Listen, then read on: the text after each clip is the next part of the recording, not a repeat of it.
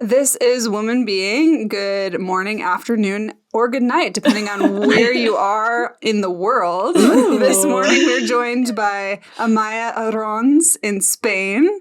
She is the CEO of Ruby Cup, and we are here to talk about periods, period poverty, menstrual cups, and all things menstruation with her. We're so stoked. This has been like a year in the making. And so Amaia, thank you so much for being here. No, thank you for having me. I'm so excited about this. And we will hear more from Amaia just in a minute. This is Woman Being, where we explore thoughts and opinions and have the freedom to change our minds. Without expectation or judgment, we will hold a safe space and support each other as we navigate together in the form of feminine.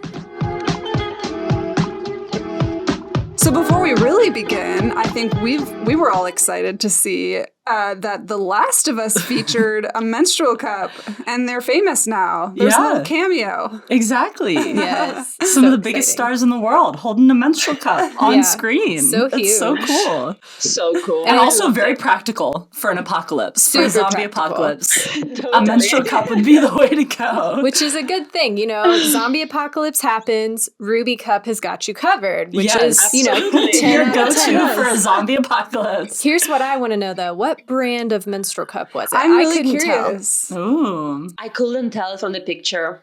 Yeah. I couldn't tell. Yeah. Anyways, that was fun. It's good for all menstrual cup brands. Yeah. Who do you think made that call? You know? Like, who made that call? Was someone it really smart? Some there really was a great woman writer on that writing team that made that call, which I think is brilliant. I mean, I think someone clearly thought, what would I do with my period if there was a zombie apocalypse and I need a menstrual cup? Clearly. Yeah. It has to be there. Top tip. Exactly. Yeah. It's like literally 100%. The smartest thing for you to possibly have. It's true. Even for non-zombie apocalypse times, I think it's the smartest thing you could have. For regular life, but extra. Camping trips. Yes. Pretty apocalyptic, Yes. Going to the beach. Totally. Going to work. Living your life. Living your life. Yes. So, I'm a big fan of menstrual cups. I was converted during the pandemic. I finally got up the bravery to try it out since I was at home and working from home. And ever since then, I've been a big fan and big advocate. But in other news, Spain is now the first country to offer paid menstrual leave to women, which sounds great. As someone who works in the field of menstrual care, Amaia, what do you think about this change? What are the implications? I think it's good news. I think to have periods and period pain on the front page of all papers is always good news. Yeah. I think it gives period-related issues visibility. It gives employees protection. But I think we have to be a bit careful here. What we don't want is end up in a situation where we think, menstruation, condition, every person with periods I hire asking for leave every month. No. Like the immense majority of people that menstruate can manage their periods every month and are able to just, go to work and do sports and do yoga and hang out with friends. Some people experience more pain and some people really struggle because they might have endometriosis, acute pain, acute PMS. And these are things that should just, in a way, they should just be like regular health.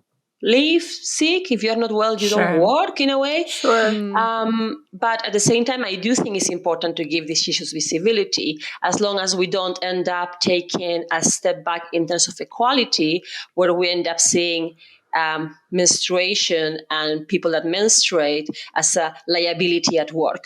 Right. I'm going to hire a woman. Is she going to take 3 days off every month?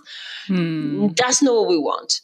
Totally. So what I think will be great if we had menstrual leave, obviously, like migraine leave, depression leave, I broke my leg leave, all that has to be covered. But I think we have to come to terms to the fact that humans, employees, we're not robots. We don't have the same energy level, focus, concentration, creativity, 9 to 5, Monday to Friday, every weekday of the month. So, for example, you might find that someone that menstruates feels a bit lower in energy some days a month, maybe PMS, maybe period. But during the ovulation, they are like rockets. So maybe give people support to manage their work like adults in a way that is like aligned and organic with their lives, instead of trying to make everyone work in the same way every day of the month. So tell people, okay, fine, like maybe a few days a month you want to work from home, or you are not well enough to work for whatever reason. But also encourage people to say, I mean, because we talk about periods, but it could be, you could have seasonal migraines, or you could have family obligations that fluctuate. If you are co-parenting, if you are looking after an ill parent with your siblings, there might be some times a month, a year, where your personal life or your body or your health is going to have a bigger demand on you. So let's all support each other and stop pretending that we can all work the same every day. No man, no woman, no one can do that. So let's be honest and have conversations in the workplace about how to have a work culture that supports every employee giving or doing their best and feeling their best. And I don't think this is utopia. It's about being honest and trusting employees and your team, and also treating them like adults. Like, for example, another thing is many people have an energy surge in the morning. I am that person. 6 to 11, I produce my best work. Why would anyone want me to be at work 9 to 5 and miss 3 hours of that amazing 5-hour slot? So I think that the more you make it possible for people to work in a way that works with their bodies, their health, and their life circumstances, it's just good for everyone. So I think it's good to have paid menstrual leave. I think that anything that happens to you that requires that you need to rest or work from home or take a few days off is good, but let's not take a steps back in terms of equality. Let's not make menstruation a dirty word in the workplace for a different reason. You know what I mean? Yeah, it's almost like, I love that you brought up, like, this is just a health thing. So, like, even differentiating it from other PTO and other, like, that is unnecessary. Like, why not instead just increase health paid time off for everybody? Yeah, and destigmatize taking time off because of your period. Yes. Yeah. I mean, I take time off for my period now, right? Like, if I needed to. Right. But I just don't tell anyone. I just say, I'm sick. I say, I'm taking a sick day, you know? And so being able to maintain that, like, privacy, but also, like, increasing the amount accessible to people. I agree, because maybe you don't want to tell your colleagues or your boss that you need leave because of your period specifically. I mean, it could be many reasons why you don't want to say specifically why. A very good friend of mine, she's a doctor, a GP here in Barcelona, and she was telling me, like, I give loads of leave. I sign off loads of leave for people with acute period pain, but you understand that it's maybe they don't want to say why.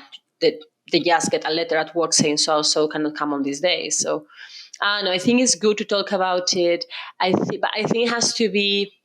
I think this is going to be very effective within a wider culture where we accept that every single person, because of the sex, their gender, where they are neurodivergent or not, or whatever, they're going to have different needs.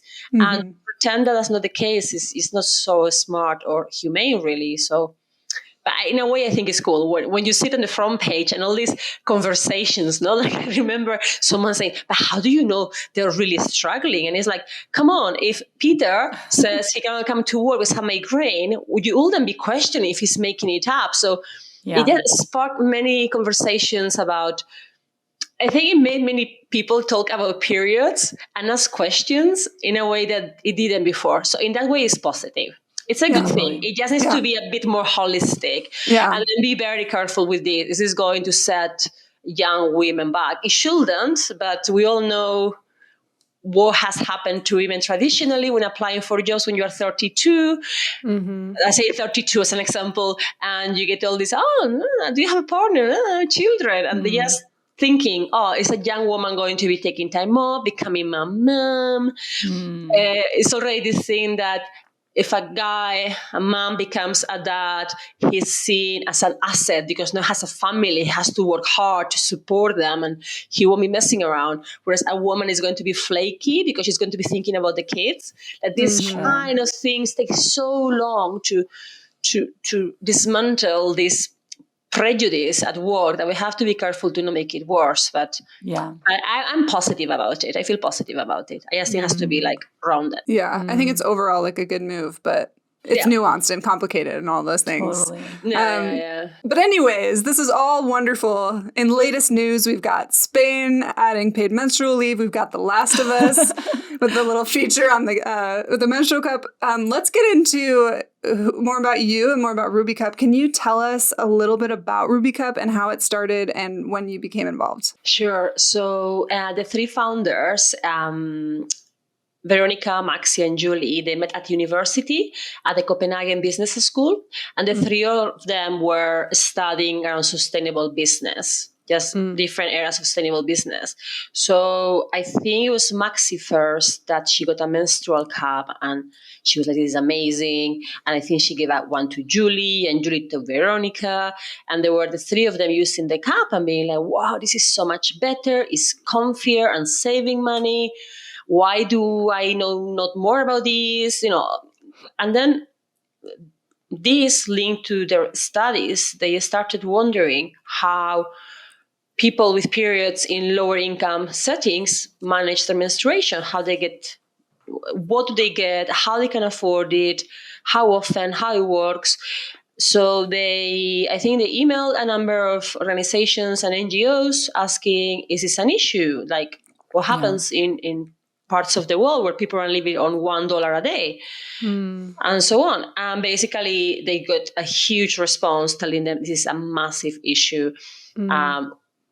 Girls and women cannot access pads or tampons. Girls miss school. There is some studies that point to the incidence of young girls sleeping with guys in exchange of pads. So that, this is huge. So they decided to try and offer menstrual cups as an alternative to the traditional methods that had been used to try and ameliorate this problem. So they found a little study that had been done in Nairobi, in Kenya, where it seemed that the response of women living in some informal settlements in the city, that these women were open to using the cup.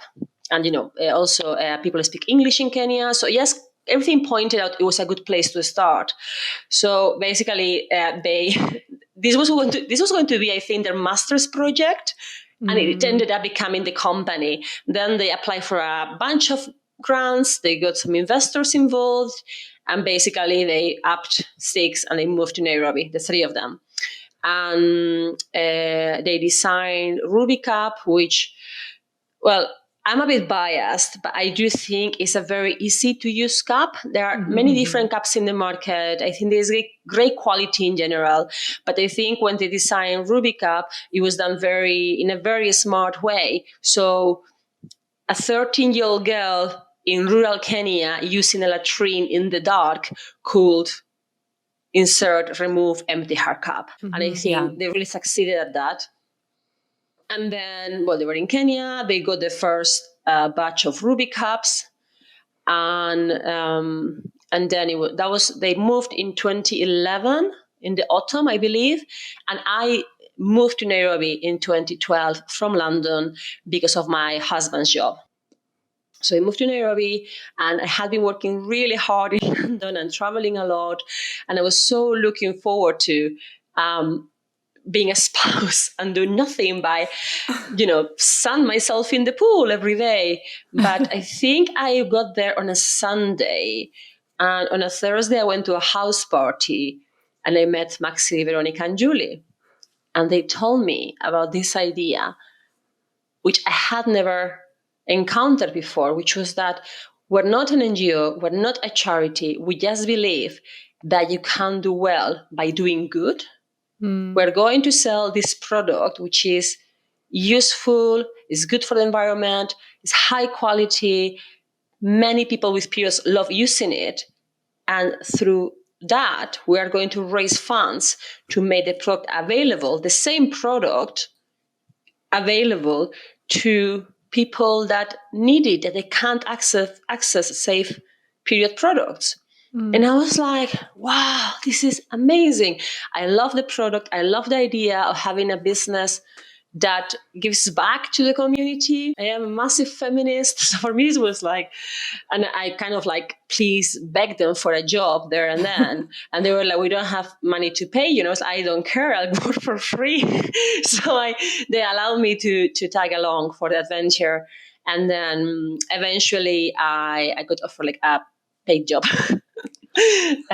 with them. And I was based in Nairobi with Ruby Cup from 2012 to 2015.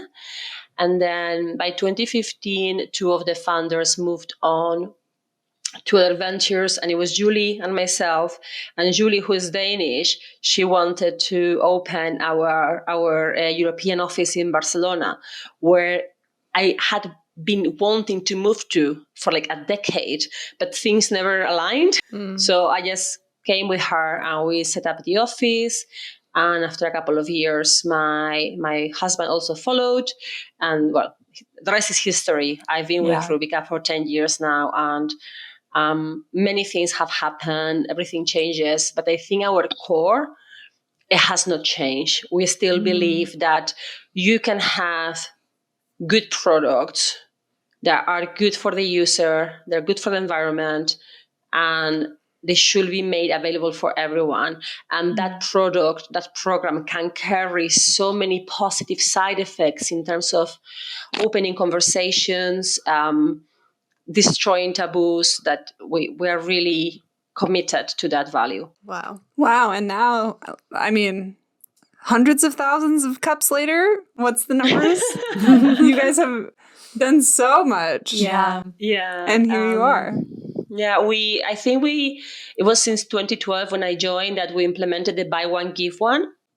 For each cup we sell, since 2012, for each cup sold, we donate another one to a person that needs it. So I think now our donations come up to 145,000 cups donated. That like makes me teary eyed. Like that's so cool. And getting that, like, I mean, people might remember, but that was, you were our first charitable initiative. We got to partner with you guys like 2 Christmases ago, and we like matched people's purchases, and then you guys were doing a buy one give two, so people were donating 3 menstrual cups for purchasing 1. And it's like, it makes me giddy inside still to this day.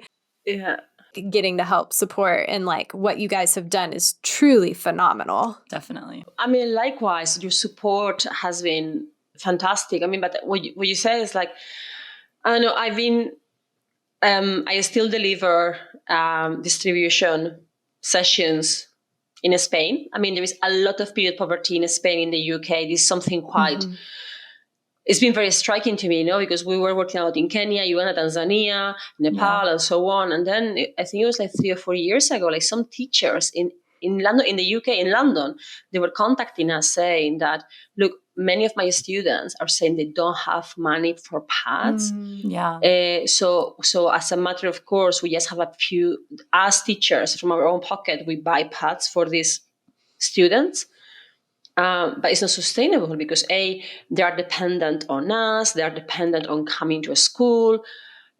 It's not great for the environment. So we started running programs in schools in London as well. But I guess what I wanted to say is that I've been in Uganda and Kenya and Spain and the UK in these distributions, and it is so amazing to see how that piece of independence can change things for the better. Like imagine every month you have your period, and every month you are worrying, who is going to buy me pads? Is it going to be my teacher? Is it going to be my mom? I don't have any money. Like how stressful, and especially for these guys are like teenagers, that your body's going through a million changes and your hormones are crazy and you are more like socially awkward or uber self-aware than ever to have to worry about that. And then, just give someone a cup and then they are the owners of their own menstrual destiny for the next 10 years. The change in that is outstanding. I mean, I'm so proud of what we do in that respect. I love the way you said that. They're the owners of their menstrual destiny for the next 10 years. So I'm wondering if you could explain a little bit of, I don't know if it's your personal philosophy or Ruby Cup's mission for everyone to have a dignified period. That is something that circled in my mind and still is circling in my mind since our discovery call several weeks ago. I want to start by saying I have full respect for the people that decide to free bleed, to say, this is my period, I'm going to free bleed. And, I also met some people that they explained to me they could control their pelvic muscles and their period, and they could just hold it until they went to the bathroom and then they'll release the blood. What? I know. I was like, what? Superpower. But I had heard of this. Yeah. My mind is blown. Yeah. I didn't even know that was a possibility. I was too. And this woman was telling me she had been doing this. I met her in person at we were distributing cups for in a shelter for women that were vulnerable to becoming homeless. So, and the woman that was running the place, she was telling me like, oh yeah, like for 20 years, I was just doing the hold method. I was like, what? Yeah. Basically holding her. Are those the same kind of women that like orgasm when they give birth? Yeah, this is like... That sounds like a massive correlation. Yeah, probably they are. Yeah. They just have all control. I'll argue that most of us want to go about our lives feeling dry and clean. And basically having a period doesn't entail bleeding through your vagina. And some people bleed a lot.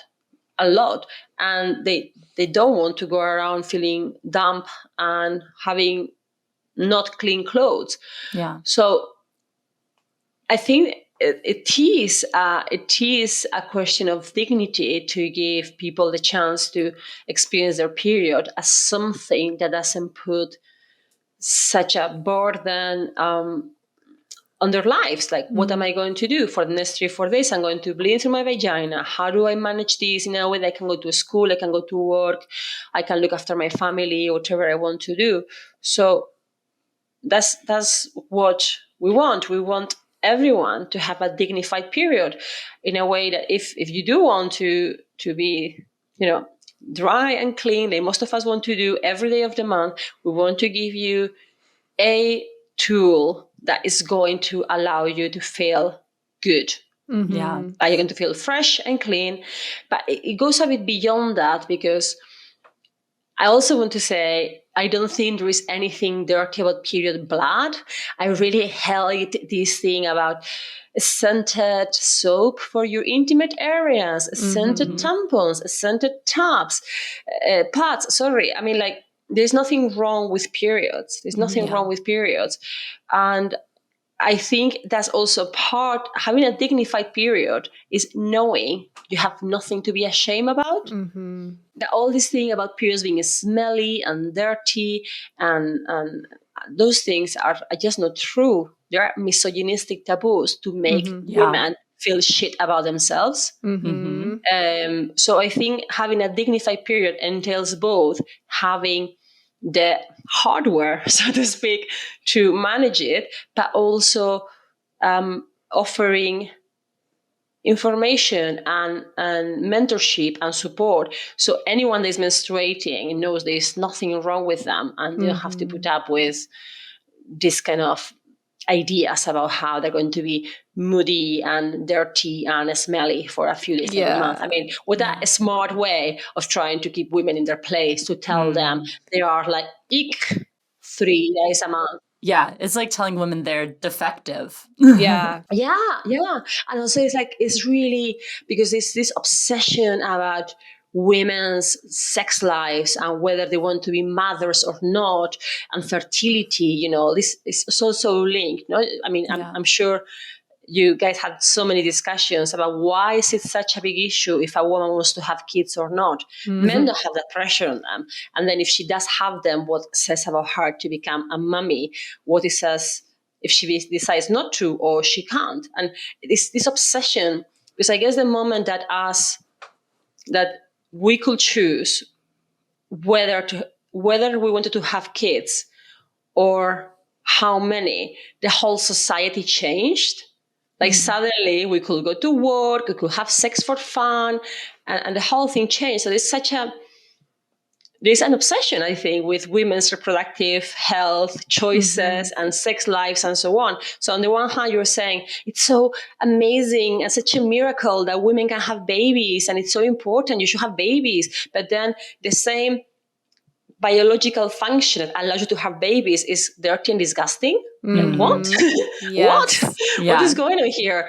And I don't think men have that pressure on them. And a dignified period is, as I said, having the products to manage the physical aspect of your period, but also destroying these taboos that just held us back because they are so telling you your body is disgusting. Yep. That is really deep. It goes really deep, I think. Yeah, definitely. I'm glad you brought that up. Like, a vagina does not need to smell like pineapples. It does not need to smell like flowers. It does not need to smell like, it should smell like a vagina. The end. And your period should smell like your period. Yeah. And in that sense, what you do is so feminist. It's about choice. Like, sure, you want a free bleed? You do your thing, boo. Like, I don't care.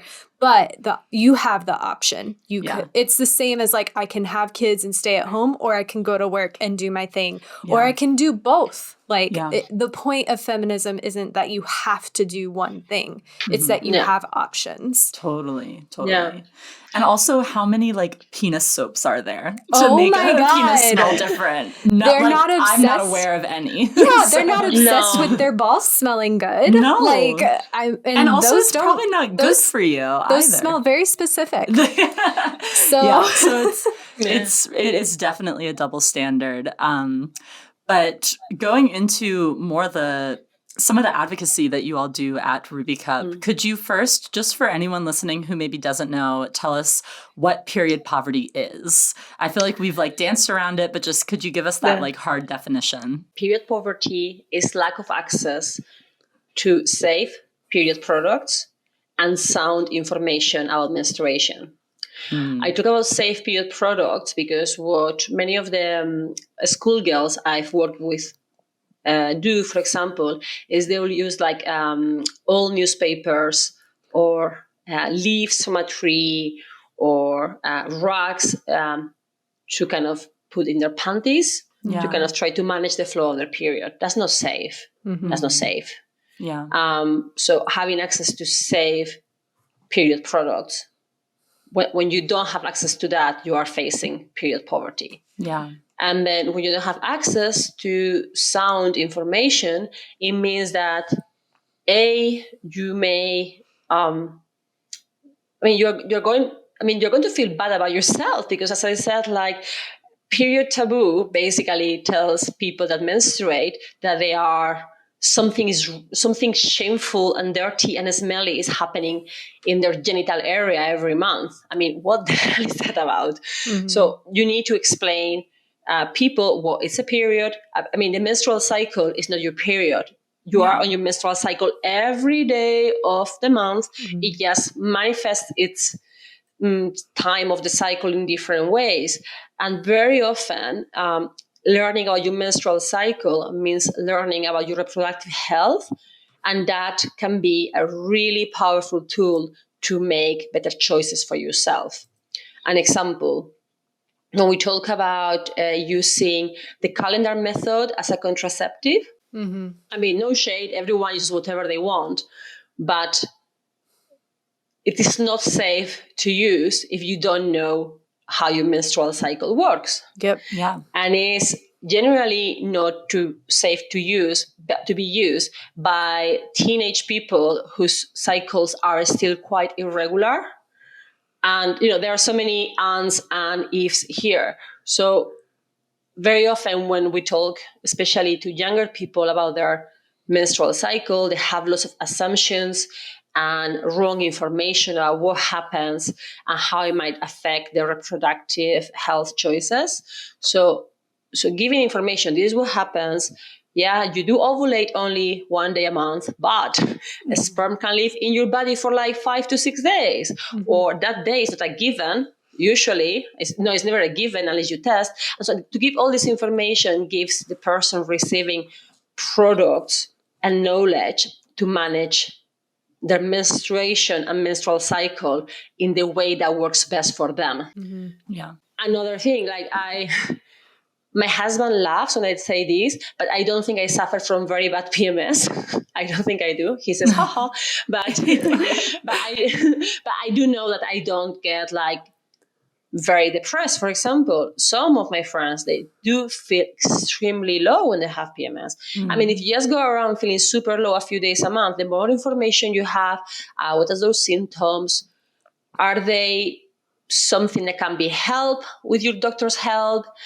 When is it going to happen? And so on. It's super important. It can really improve your quality of life to have that information as a tool to manage your life and your body, really. And I feel like that's like when I think of period poverty, I tend to think of just access to period products, but that information piece is so important, and making sure that women are educated about their menstrual cycle. Like we've seen disparities of that here in the US of just not understanding what a menstrual cycle even is as your roughly monthly hormone cycle, and not understanding the difference between that and a period, or how your different hormone levels throughout that time affect how you're going to feel and how you're going to be able to exercise or work or function throughout the day in general. So that's super important. I also want to touch on the reasons behind period poverty, and like why people who menstruate may not have access to menstrual products. I assume that obviously finances would be one big piece, but could you elaborate? Why is it that period poverty is a thing? Yeah, well, I think globally speaking, girls and women have a huge lack of access to money, to hard cash. Yeah. In many societies is the man in the house, the husband who manages all the finances. Yeah. And he is the one deciding where the money goes. And then the woman, the mother, I'm talking in a very traditional sense of the family, family structure, doesn't have access to that. So she cannot choose what the money is spent on. Same for younger schoolgirls. They don't have access to any money. And unfortunately, still in many societies, the needs of girls are seen as less important compared to the needs of boys. Like, for example, something we observed in Kenya is that families with limited funds will always put the schooling of the sons as a priority over the schooling of the girls, because it was considered more important, even though it's a very irrational decisions, because I'm talking again on a very traditional model. I know this is not what happens all over the world, but in a part of the world where I saw of period poverty is that basically when the children grew up, usually because of societal pressure, it will be the daughter looking after her parents. So it was like, you should make sure your daughter is making money because she's going to be looking after you. Whereas your son is going to go to marry someone else and he's not going to be looking after you. But anyway, in terms of like how our brain works, no? So then if the daughter was missing or is missing a school because she doesn't want to go to school on her period, because she doesn't want to be like soiling her school uniform, then that's not seen as a big tragedy, because her education is not seen as a, as a priority anyway. And this is an issue. But basically is that lack of access to money for many girls and women. And it's also the fact that I think for many of them, asking for money for pads means talking about menstruation, and that's very embarrassing. Yeah. They will find it easier to ask money for a new school uniform or books or food or drink, but asking money for pads is seen as quite embarrassing. But basically, I think very shortly, I'll say the needs of girls and women, people with periods, are usually not prioritized. So, for example, it's been quite. I'm talking about the pink tax in the last few years. I think it was actually in Spain. They think now they have lowered the tax for period products, but they think like 5 or 7 years ago, like period products carried more tax than Viagra. Wow. You know what I mean? Like, Yeah. or with shaving razors. Like, it was like, oh, no one thought about it. So many food banks having saying for years that we also need to appeal for sanitary, I hate that word, for period products.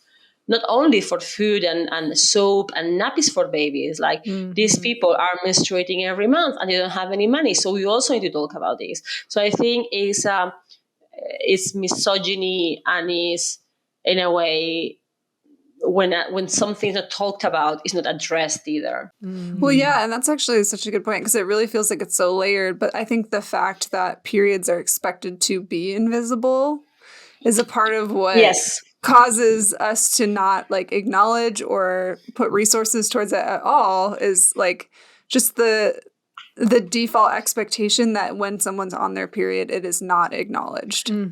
Exactly. I think you put that so well. Periods are expected to be invisible. So they are literally invisible. Yeah. Like, oh yeah, we have, also during the pandemic, so many families that maybe, they were working in certain jobs, they fell in hard times, so they couldn't go to work and so on.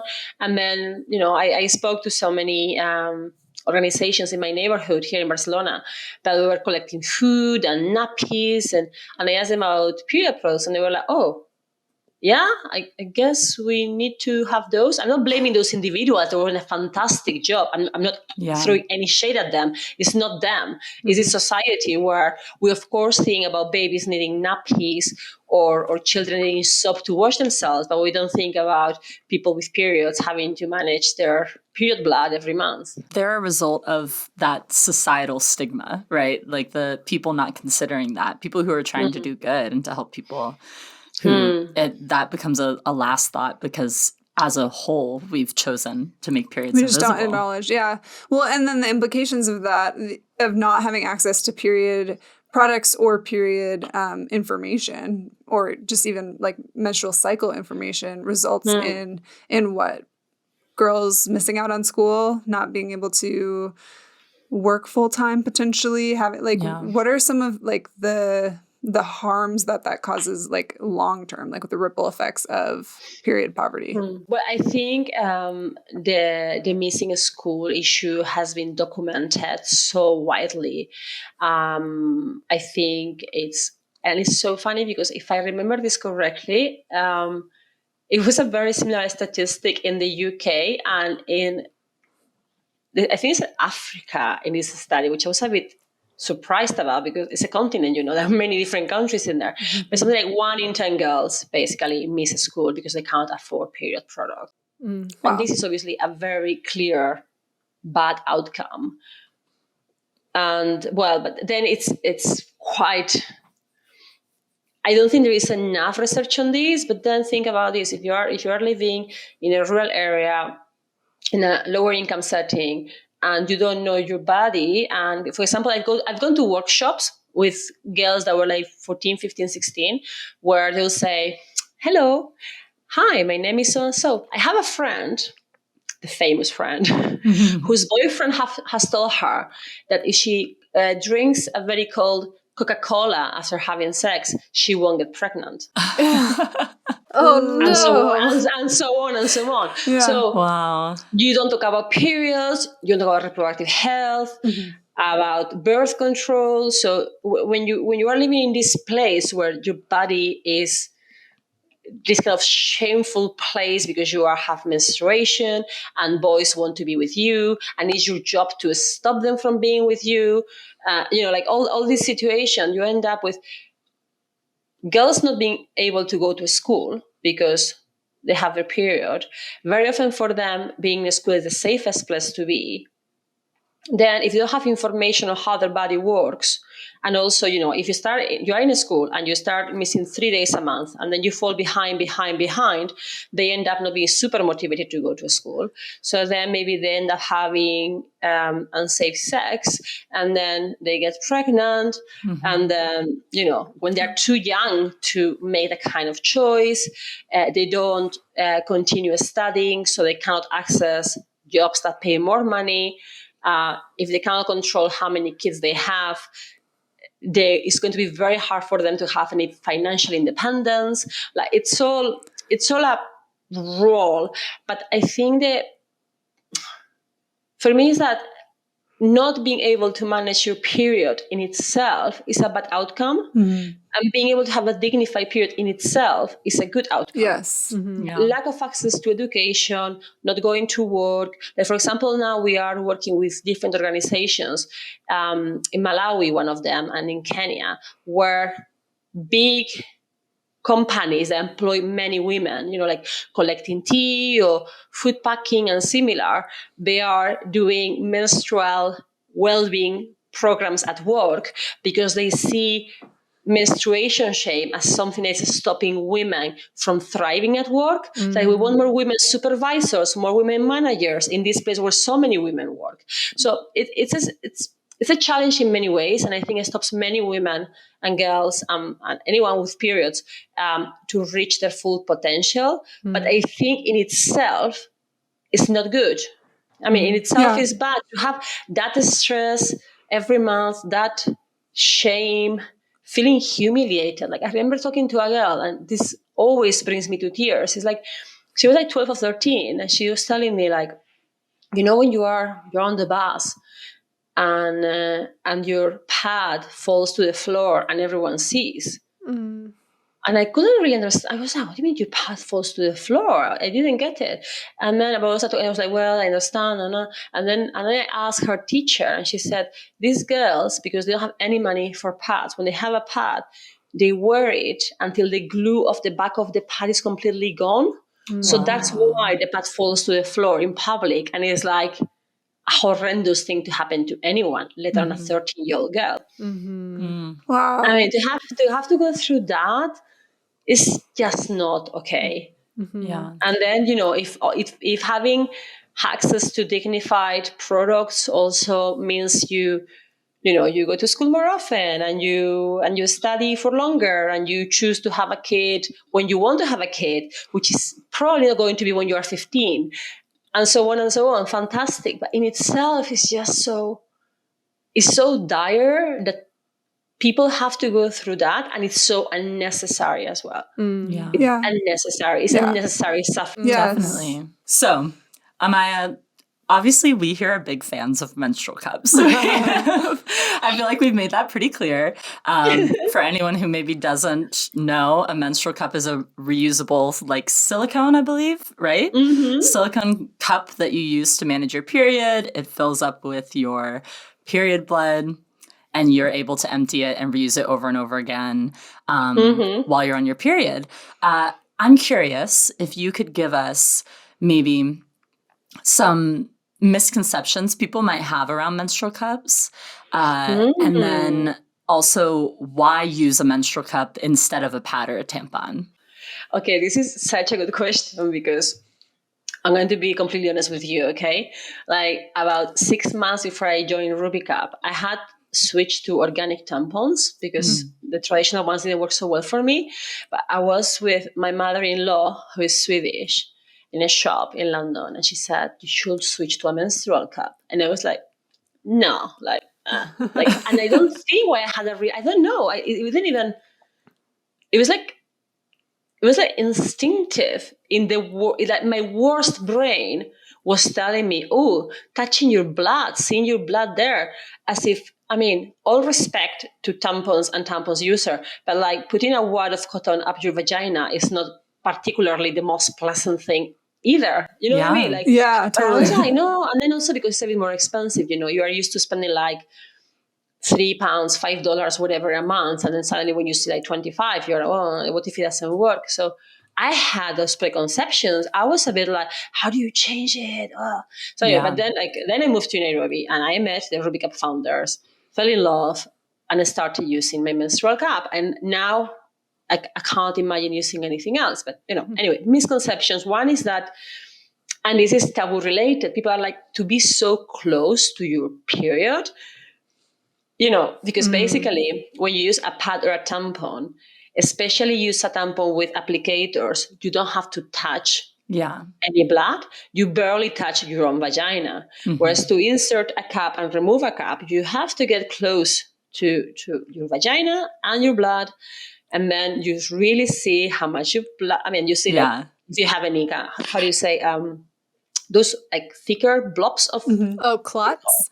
Blood clots. So you get really close to it.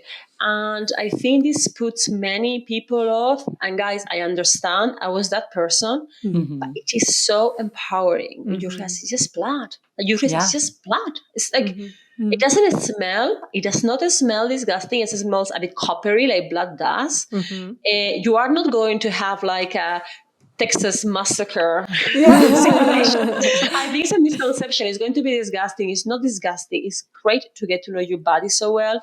Yes. B is that it's going to be messy. It's not messy. It's going to take most people 2-3 cycles to get a hang of it. And I always say, don't go camping in the wild the first time you use it. Maybe. But, and now, now it's been 10 years, but now for years, especially when I was in Kenya, in rural areas, programs, I could empty my cup in a latrine in the dark and reinsert, no issue. So totally, you do get used to it, and it's so comfy in that respect, not carrying like lots of wraps and plastic around.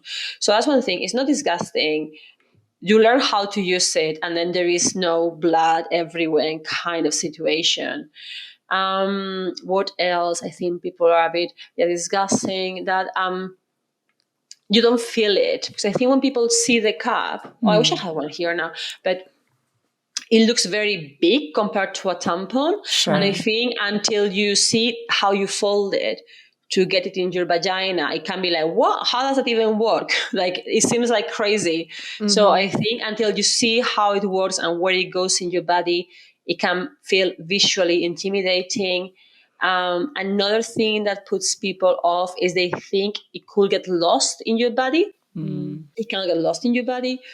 What else? And I think I don't think it's a misconception, because as soon as you think about it, it doesn't make sense. But I think it's that visually you are in the feminine care aisle. I hate it too. Like period aisle. You're in the period aisle and you see $2, $3, $4, $5, $6, $7.30. And then when you do the maths, it's so much cheaper. You save so much money. But I think if you haven't researched it when you first see it, maybe you don't know it's going to last you 10 years. Maybe you think it's also only for a month. So I think there are a few misconceptions. But the first one, I think, seriously, there's nothing disgusting about your body, about your vagina, about your period.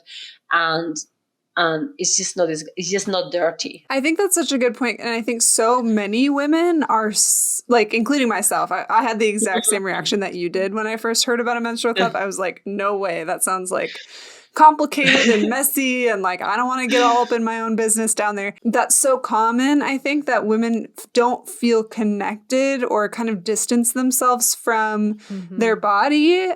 I mean, especially in relation to like the conversation we've already had about like stigmas around around periods, and it's smelly and it's, dirty and all those things. And once you kind of are able to get past some of those things, or even the menstrual cup can help you get past some of those things, and just learning to be more connected with your body and your cycle as a whole. And I think that's so valuable. I was one of them who had like never looked at my vagina until I like got married. Yeah. And then like I'm trying to figure out like all of these different things, and it's like, have you ever looked down there? And there's so many women that just they don't even know what their vulva looks like. Yeah. And it's so empowering to get to know it. Like I actually had an experience that makes me feel emotional recently, where I got a pap smear, and the gynecologist asked if I wanted to see my cervix. And I was like, yeah, I've never seen that before, really. And so she had like the speculum in me. She gave me a mirror and she like showed me how to see it. And like, I literally was like holding the mirror and was like enamored with my cervix. I was so excited. Yeah. And like, and I told so many people about it because I was just like, this is amazing that I got to see this. Yeah. And Amazing. it also Oh helps my you God. realize you do have room for a menstrual cup in there for sure. You definitely have room. You do, yeah. Yes, but you don't have an understanding of just like how your body works. Yeah. Especially when it comes to your reproductive organs, and it is so empowering to get to know yourself in that way. Absolutely. And to understand. There is an episode on Orange is the New Black. Oh, I also yeah. thought about that because you mentioned prison, and there is I think it's maybe season before last or something. Like someone tells Tasty, I think she's my favorite character, that she has like 3 holes, and she's like, "What? Like, no, I don't." Yes, you do. Yeah. What? Yeah. And she goes to the mirror. She goes to the bathroom. She's completely like, "What?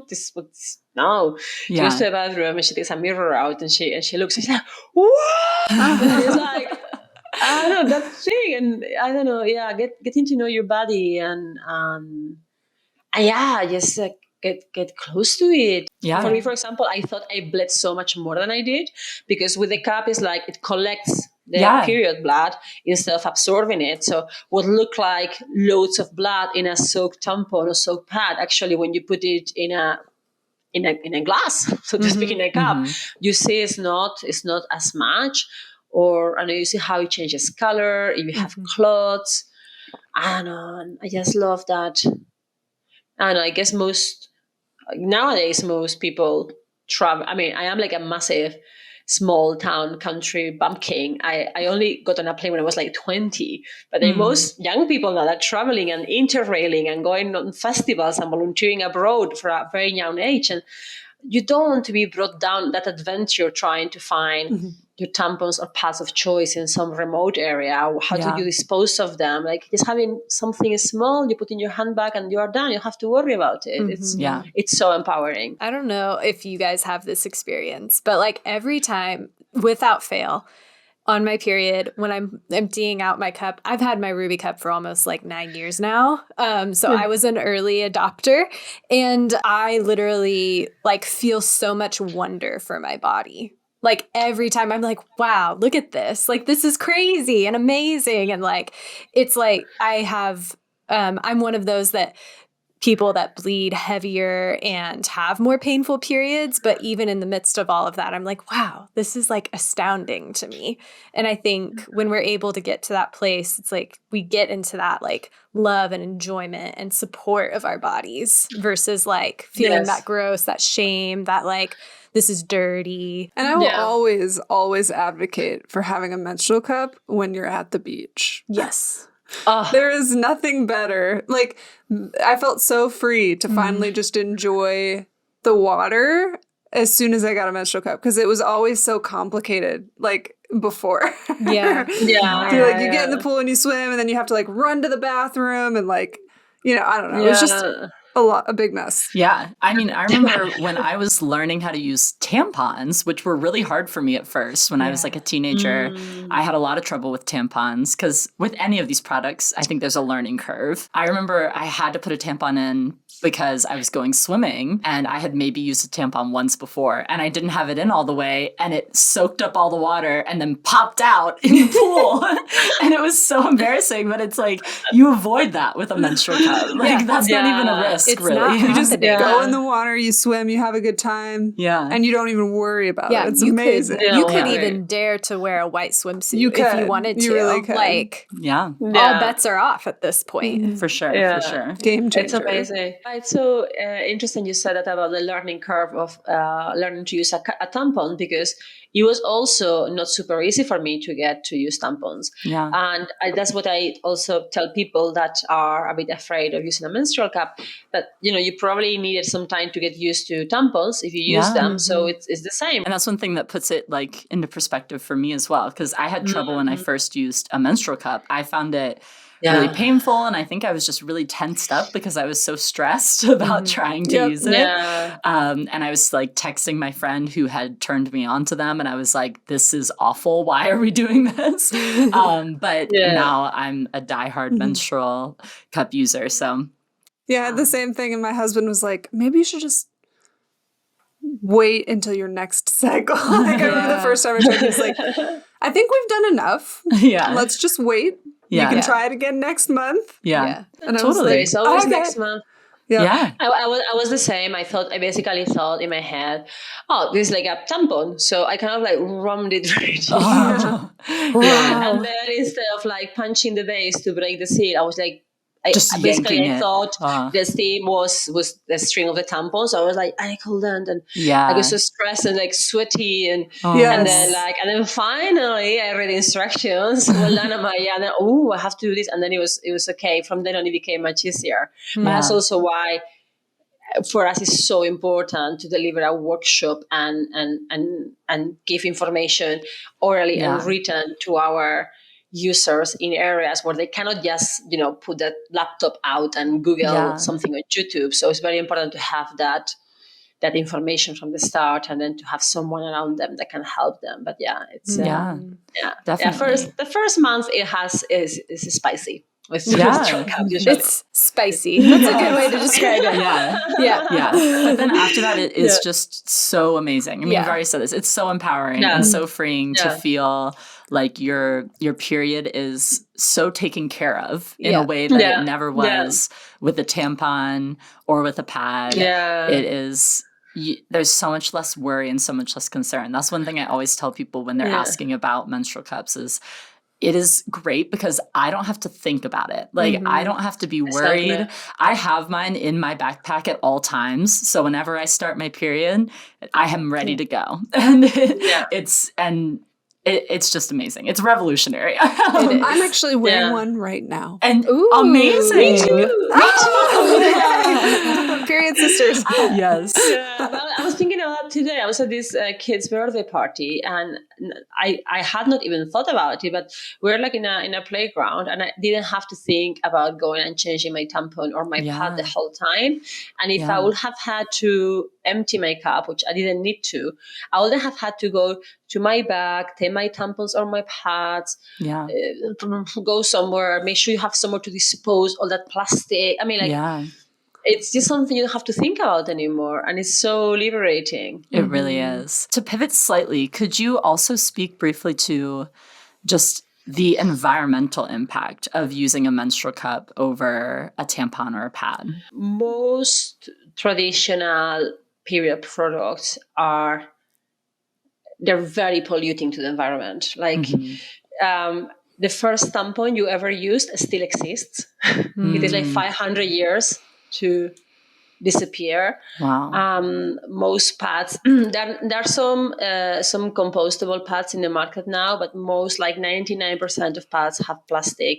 They take forever to disappear. They just stay in our seas and oceans and forests for a really long time. We are going to use a personal menstruates are going to use, there are different calculations here, but if you think around 10,000 products is quite 10,000, 12,000 products is quite accurate. So I mean, all that going into our oceans. Yeah. And that's from one person, is that right? Yeah. 10,000 products per person. Yeah. Wow. Yeah. I mean, depends on your flow and so on, but that's going to be an average for someone menstruating from the age of 14 to 50, more or less. And it's not only the product, like the tampon itself or the pad, it's also the wrapper, the packaging. Like this is really, really polluting. And I don't want to I always try to be careful talking about this. I don't want to shame anyone for using whatever works for them. Yeah. But I would like us to just know our options. Maybe the cup is not for you, but there are some fantastic washable pads in the market at the moment. Yeah. You can use those. There are tampons that, I mean, for example, if you use an applicator, do you need an applicator every time?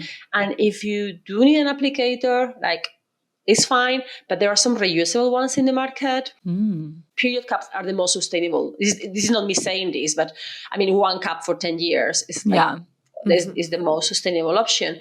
But I don't know, like, once again, I don't want to shame anyone for using whatever works for them. I also know sometimes it's like, financial issue and so on, but just like, all this plastic is going to our oceans, and there are alternatives now that we can look into to stop that from happening. Is the production process, is the wrapping, is the applicator, is the actual product. All that doesn't disappear for hundreds of years, each of them. So think if you use like, I don't know, 15, 20 items every month, 12 times a year for 40 years or 35 years, it's a huge impact on the environment. Yeah, I think it's important to not like shame the idea of a tampon or a pad, because I think that, they walked so menstrual cups could run, like it reminds me a lot of the issue of the birth control pill, right? The birth control pill absolutely has all of these side effects for women. It can affect fertility. It sets your hormones out of whack, but it also has empowered women to have the choice of whether or not they want to start a family. Exactly. And that's amazing. But we're also working towards better solutions on how to, how to continue to liberate women. Similarly, tampons and pads enable women to manage their periods in a way that they couldn't before.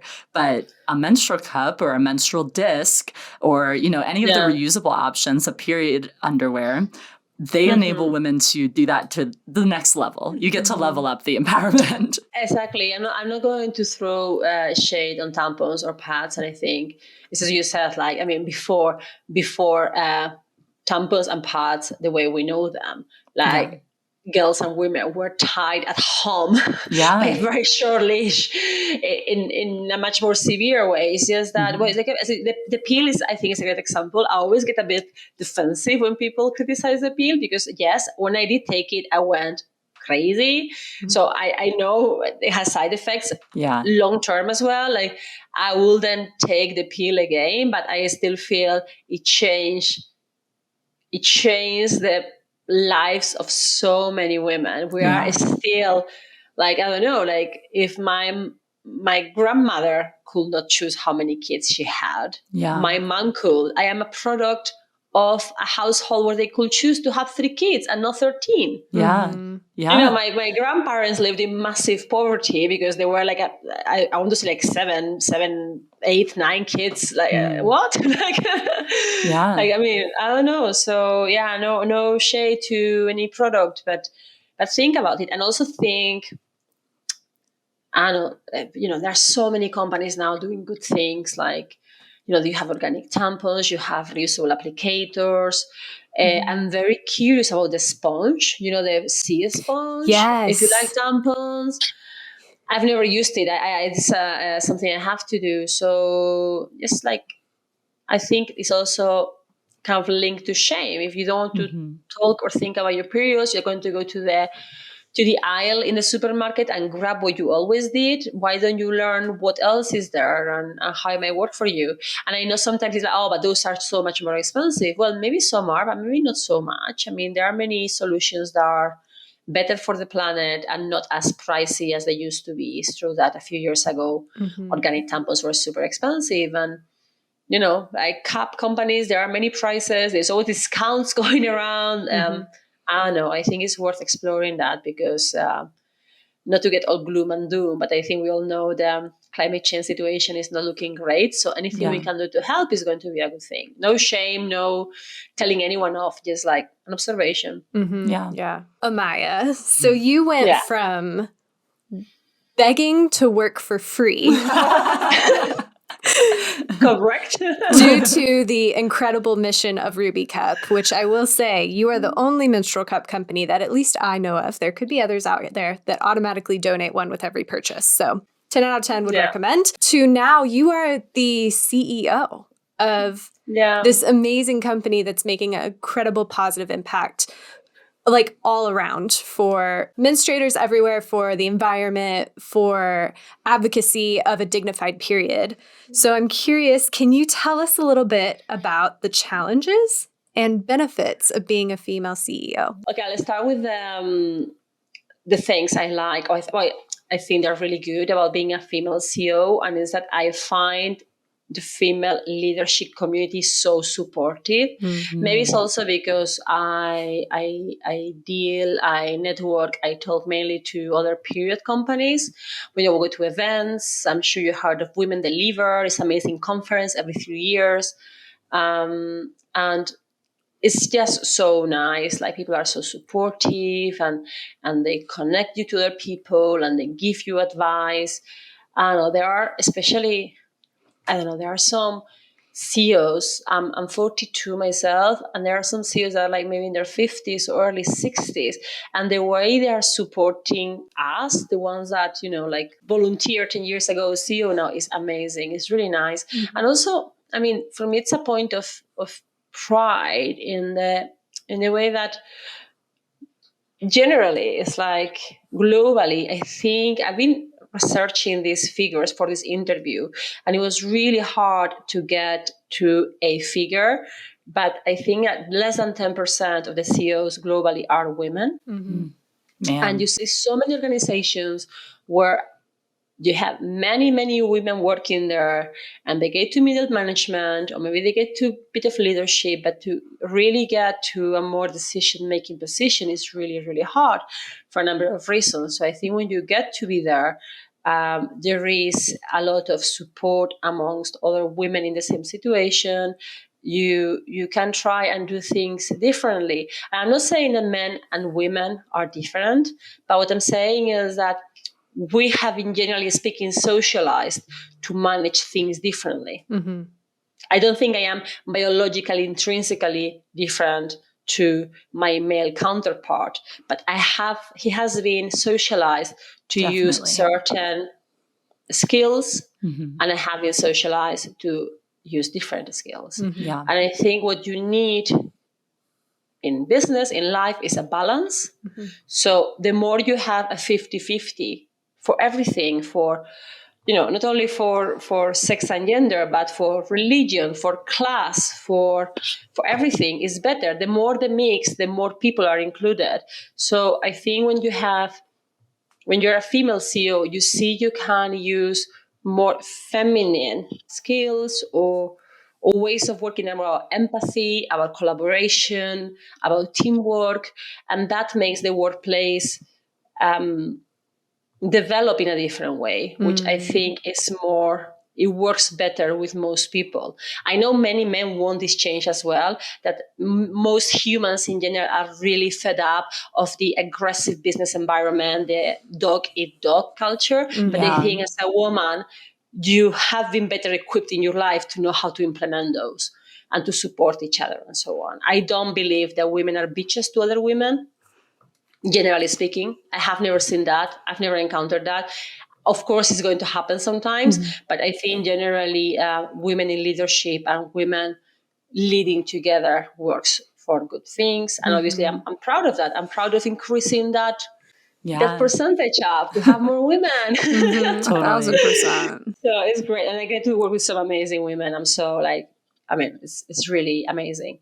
In terms of challenges, I am very lucky because the industry I work in is so feminine in general that I don't get much of all the aggro, for lack of a better word, many other women get. What I seen when I was working in other places, and what I see amongst my friends, my sister, my friends a lot, is that as a female leader, you have to always walk this line. If you are too nice, too friendly, they won't take you seriously. If you are a bit harsh and you have a bitch resting face, then you're a bitch. It's like there is you're supposed to find this magical formula where you are not too soft and you are not too harsh, and try to never do anything so they can say, women. And I find that most of my friends working in leadership, because most of women in leadership are surrounded by men. We've all seen these pictures, like the board of so-and-so Fortune 500 company, and it's like one woman. Like, how lonely. If it's 1 every 10, how lonely to have to to be the only one representing your sex or your gender. So I think it's a massive challenge, and also what puts many women off, because I mean, no one wants to go to work and feel like other all the time. And I think that's the thing. I think in leadership, the woman is seen as other. The same as the Black person or the wheelchair user or the person who is neurodivergent, you are other.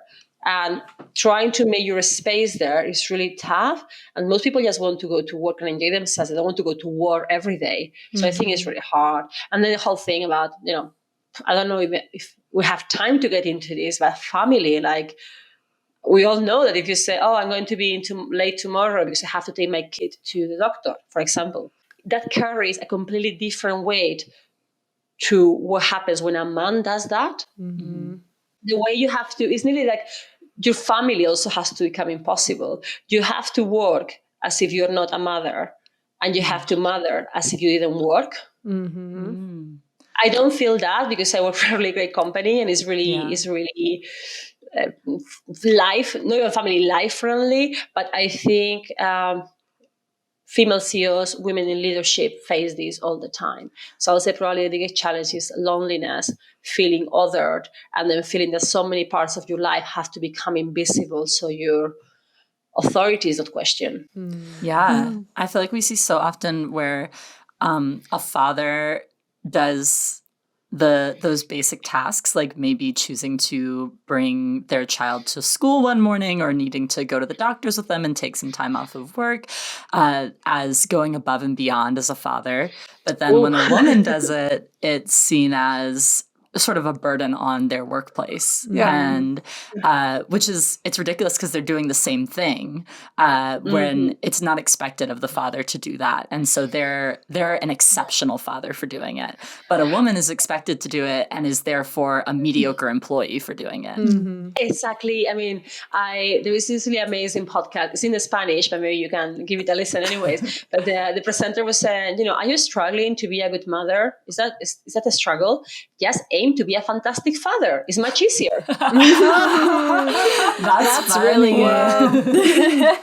There you go. And then she gave some examples like, it's impossible to work and pay your child from school every day. Screw that. Just go on their birthday with a big ice cream and you'll be a fantastic dad. I mean, like, so it is. And I don't want to have a go at individuals, because I think humans in general are good. Like, I really don't think, men suck or anything. It's not about that, but it is this thing that I feel that women have it so hard in that respect when it comes to being the CEO or being in leadership or entrepreneurs as well. I mean, it's really hard. And it can be very lonely to feel so othered all the time. So I think we have to get more women as CEOs and leadership and calling the shots, so things balance out and they are more equal. We recorded a really fun podcast last weekend about imposter syndrome. And we're talking about the concept of, like, is the woman the problem, or is the problem like the system in the first place? And so it's like, sometimes I think when I see women up at the top and they're like the only one amongst a bunch of men, it's like, yes, like, that's amazing. We need women like that to set the stage and make us believe that it's possible. But also there is still the reality of having to play the game in order to get there, right? Yeah. And so, like, I think the more women that start their own companies, that create their own work environments, and that, like, build from the ground up outside of maybe the patriarchal norm business structure that we are, like, accustomed to, the more we'll see equity for women increase. Because in some ways, like, yes, in a male-dominated field, you can be successful, but you're going to have to make a lot of sacrifices in terms of who you are and how you, like, interact with family and how you interact with work and all of those things, when maybe the system in the first place was rotten. Yeah. Yeah. Men, it's like we forget about them. I do often, but like the whole thing, for example, with parental leave and so on, we talk about getting more maternal leave, parental leave, but we don't talk so much about how heartbreaking it must be for a guy to go back to work after 2 weeks, leaving their baby at home for 10 hours a day. Yeah. Like, it's like They already had to that sacrifice. And I think that in the dinosaur brain, maybe we have forgotten, but it's like, I think you're completely right. Maybe our work culture is just not life and family friendly, because family and hobbies and your passions, and I think that's super interesting. When it comes to imposter syndrome, I read something very interesting a couple of weeks ago, which was about how women, even when they don't have imposter syndrome, they say they do because they know that being an arrogant woman is a very bad thing. Yeah. So if you are bombastic and you say, yeah, I feel pretty bombastic, well, really? Yeah. Whereas if you say, no, I'm a CEO, I run a charity, I have 5 kids, I volunteer, I have 5, it's like, but I don't feel good enough. That's what's expected from women. Like, we have to talk about imposter syndrome as an issue. And I think it's so rightly put, is the system even working? Like, maybe this is just not sustainable. But also about, maybe it's okay for a woman to say, yeah, I think I'm pretty amazing. Yes, I love that. A man would. I think I'm doing very well. Thank you for your compliment. Definitely. I love that. Oh my gosh. This has been such a great conversation, and I wish we could chat forever. I want to get us to starting the closing of this, which leads with the question that we ask all of our guests, it's open to interpretation, is what does the phrase woman being mean to you, Amaia? The phrase or the amazing work you guys do? The phrase. The phrase. Okay. I think there is so much that society tells us that is wrong about being a woman. Once again, being the other. No, you are the one whose vagina smells, you have mood swings, you're temperamental, you're not good for maths. Yeah. You are too weak to lead. How are the babies? How are your husband? How about the diet? How are the way you look? And for me, talking about woman being a woman, is that moment of feeling rightness in you. It's like all these voices that are around, I think for 99.9% of us at different levels, it's about all the things that you're not quite good at. You're not fit enough, slim enough, smart enough, social enough. Yeah. It's always something missing. And for me, woman being is when, and I think this is through community, and I'm going to throw the ball back at you guys, because I think that's what you do, your podcast. You create a community of a sisterhood, I'll say, even where people can talk and not feel judged.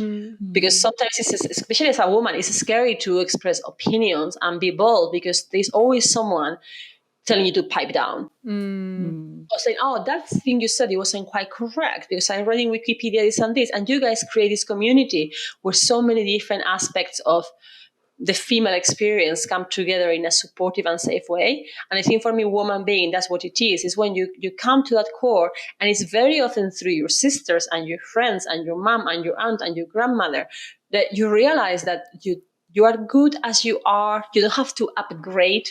You don't have to improve yourself. You are good as you are, and you are not going to know everything or do everything, but you don't need to constantly try to improve yourself to be anything else than what you want to be.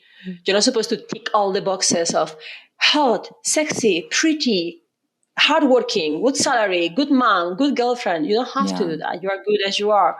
And for me, that's really, as I say, I'm 42, 43, and it's really this is really blossoming in me now. And I still say it, and I'm a bit like, oh, someone is going to tell me to shut up. But I just don't feel I have to do anything else. I don't think I have to improve. I don't think I need to lose weight. I don't think I have to do more volunteer work and be a better mom and learn another language. I think I'm good in my community of women and sisters, and just helping each other, supporting each other in the different parts of life, work and family and friends and self-growth.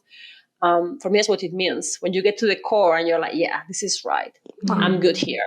I'm good here. Nothing is missing. Oh, that's so good. Woman being, nothing is missing. That's amazing. Nothing I is love that. missing. All good. I love that so much. Thank you so much for sharing. And then before we let you go as well, would you have any resources that you would recommend for someone listening to this episode as it relates to how they can find you and Ruby Cup, or how they can learn more about periods, menstrual cups, period poverty, etc. Please check our website, www.rubycup.com.